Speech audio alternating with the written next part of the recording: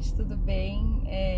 Eu comentei que ia fazer um vídeo sobre insegurança, mas quem sou eu na fila do pão para falar sobre esse assunto?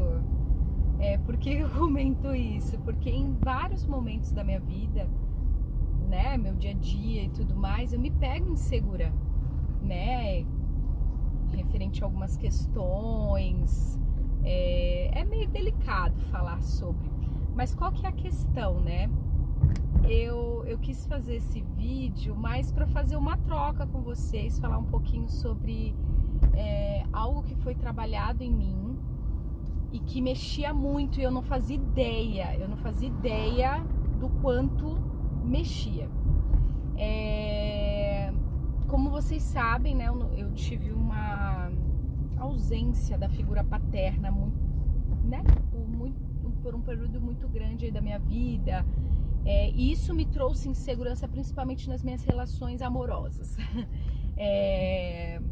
Porque, né, eu não me sentia amada pelo meu pai, aí eu sentia que ele tinha me traído. Mas qual que é a questão sobre esse tema, né, de insegurança? A minha infância, eu preciso retomar um pouquinho, né? Eu comentei com vocês né, que meus pais se separaram quando eu tinha 2 anos de idade e tudo mais, mas o que acontece? Eu passei por muita dificuldade mesmo, assim, na minha infância. E assim, a minha mãe, ela é maravilhosa. Ela que nos criou, né, criou eu e mais meus 2 irmãos. E assim, ela foi ela é uma mulher muito guerreira, toda assim, pega pra fazer e faz, assim, sabe? E ela criou 3 crianças sozinha, praticamente, não teve muito apoio. E qual que é a questão em relação a isso? Isso teve um impacto nas nossas vidas porque tivemos dificuldade, passamos por dificuldades financeiras,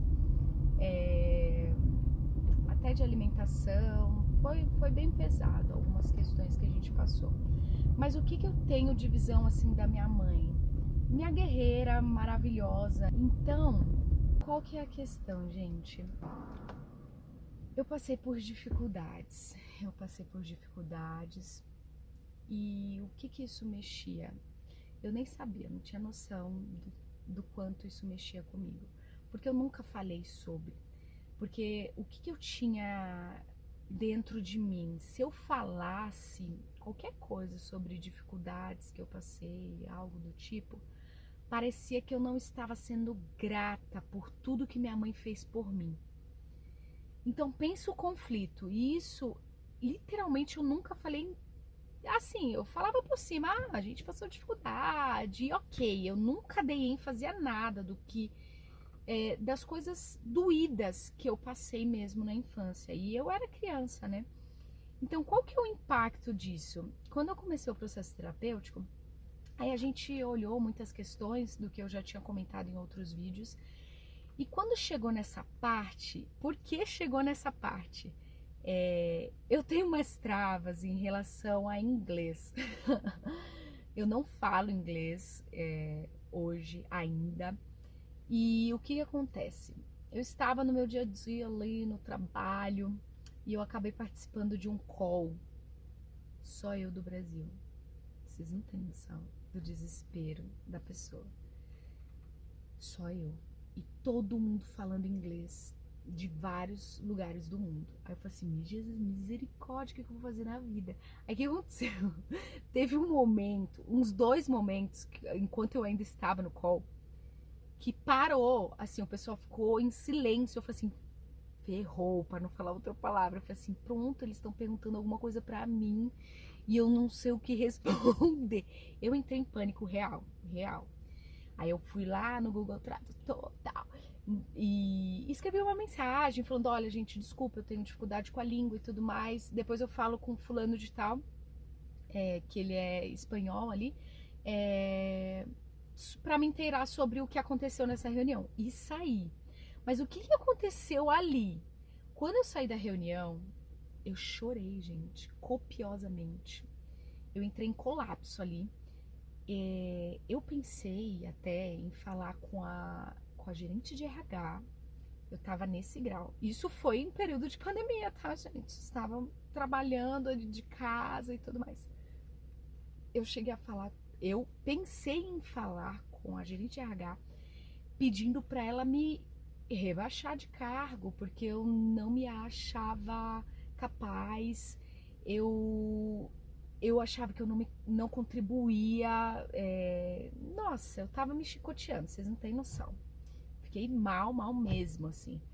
E quando eu falei isso na terapia, né, na semana ali da terapia, ela chegou e falou assim, Nayara, o que aconteceu com você enquanto você era mais nova? O que aconteceu? Aí eu nem parecia que tava tão obscuro dentro de mim que eu nem tchum. Eu falei assim, mas como assim? Aconteceu o quê? Minha mãe, né, criou a gente, fantástica, tudo mais, tá? E aí eu comecei a lembrar de algumas coisas que de fato doeram, de dificuldades, e como eu me enxergava enquanto criança ali, no tempo de colégio e tudo mais, como eu me enxergava, eu nunca tinha olhado para esse buraco dentro de mim. E doeu pra cacete quando eu comecei a trazer à tona. Eu falei assim, não quero mexer com isso. Doeu muito. E eu encerrei a sessão até. Eu falei assim, olha, não vai dar. Eu acho que já deu o horário, já deu o que a gente tinha que falar. E eu encerrei a sessão. E aí eu tava em casa, e aí começou a. Foi uma semana que eu faço sessão uma vez por semana, né? Eu passei a semana numa irritação, eu queria socar todo mundo, eu tava irritada, eu não sabia pra que eu mexi naquilo. E eu mandava, eu falei assim, olha, por que a gente falou disso? Eu tô querendo socar todo mundo, eu tô irritada, eu tô uó. Eu não me suporto, eu não tô suportando minha companhia. E minha linda terapeuta chegou e falou assim, aí no outro dia, né, da sessão, ela chegou e falou assim, Nayara, amei você desse jeito, assim, toda irritada, toda estressada. Aí eu olhei e falei assim, não entendi. Isso não tá legal. Ela falou assim, não, isso mostra que tá mexendo, que, né, tem coisa aí. Aí eu falei assim, legal, mas o que eu faço com essa bodega que tá dentro de mim, né? E a gente começou a trazer à tona. Na segunda sessão eu falei. Eu falei de coisas que eu vivi, que eu nunca compartilhei com outras pessoas, porque eu via que não fazia sentido falar. E eu acho que estava tão obscuro dentro de mim que nem tchum. E eu cheguei a falar para ela sobre as coisas, porque o que eu comentei com vocês era um conflito. Parecia que se eu falasse de coisas pesadas que eu tinha vivido, parecia que eu não estava sendo grata a tudo que minha mãe fez, tudo que ela se doou ali para mim. Depois que eu falei, foi louco, porque eu escancarei tudo que eu vivi, eu consegui enxergar a minha criança, que ela estava bem obscura, bem reservada ali, bem guardadinha, que eu nunca tinha olhado para ela. Aquela reação que eu tive no call em inglês era a minha criança que vinha à tona, criança que eu nunca acolhi. E quando eu identifiquei qual que era a minha visão em relação a mim quando criança, eu consegui acolher, eu consegui abraçar. E qual que foi a minha visão, até para que vocês entendam? Quando eu era criança, eu sempre me senti inferior, inferior a todos, aos meus colegas, amigos, vizinhos, colegas de escola, a todo mundo. Eu morava na Coab, né? Coab Adventista, ali no Capão Redondo. a gente passou por algumas situações delicadas e eu nunca tinha enxergado, eu nunca tinha olhado para essa criança e eu nunca tinha percebido quanto ela é ferida, quanto ela estava ferida e escondida. Quando eu enxerguei isso, eu me abracei. Eu falei assim, olha, ok, entendo o que você passou, mas hoje não é essa realidade. Hoje você tem uma outra realidade de vida, você está trabalhando, você é capaz.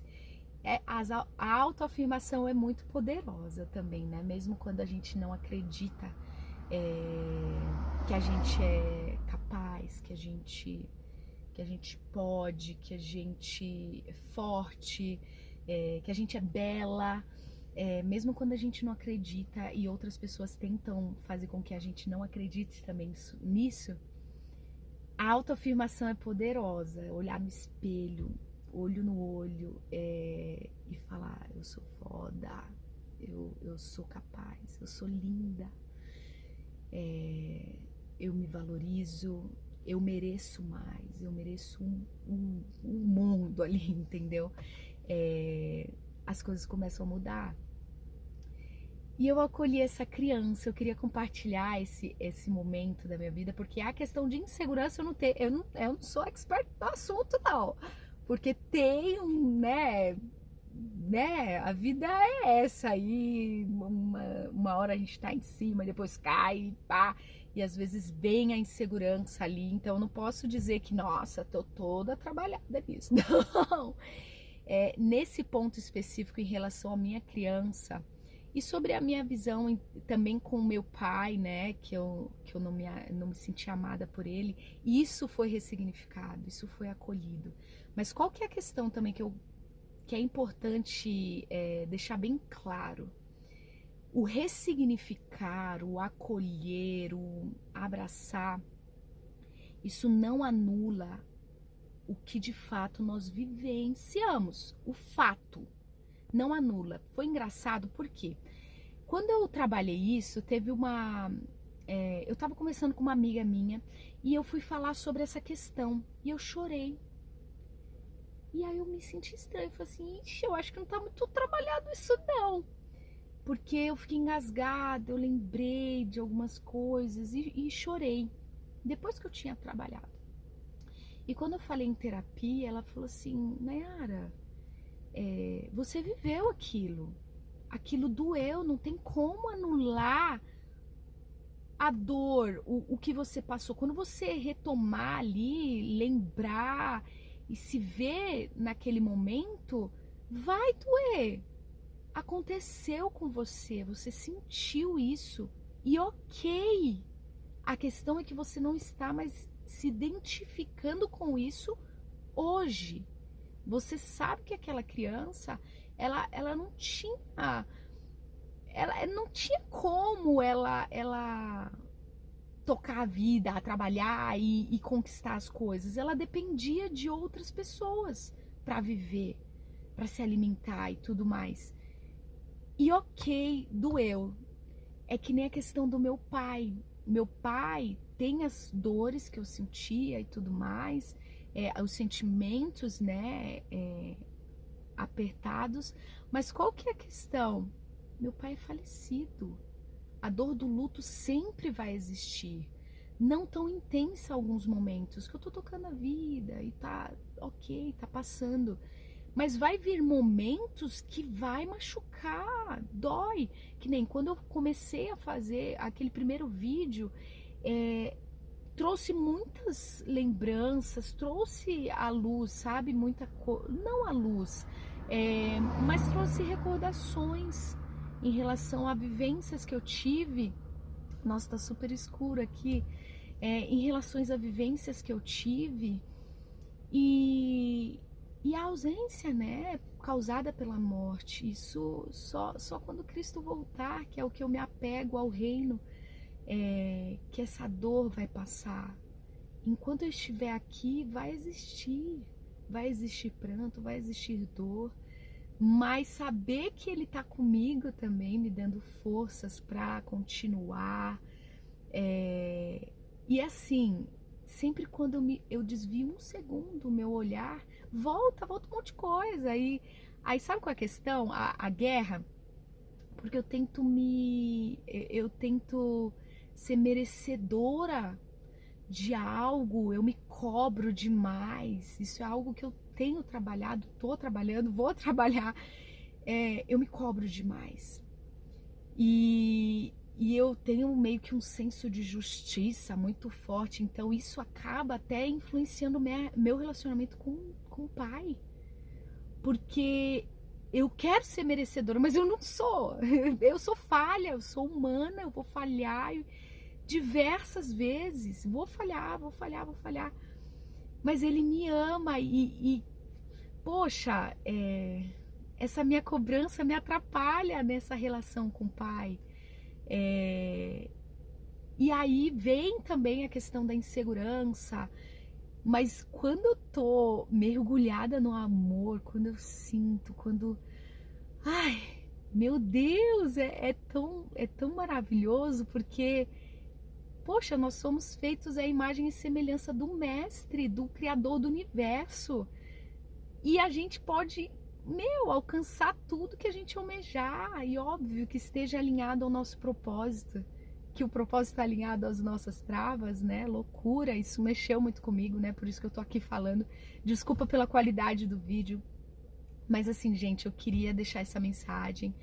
E tinha que ser agora, sabe? Tava quente aqui dentro de mim, então eu falei, vou fazer o vídeo no carro mesmo, ó, tá escurecendo tudo. Tem um pôr do sol aqui que vocês não têm ideia. Eu vou precisar filmar pra gente finalizar esse vídeo com esse pôr do sol, com esse presente do mestre. Você é louco!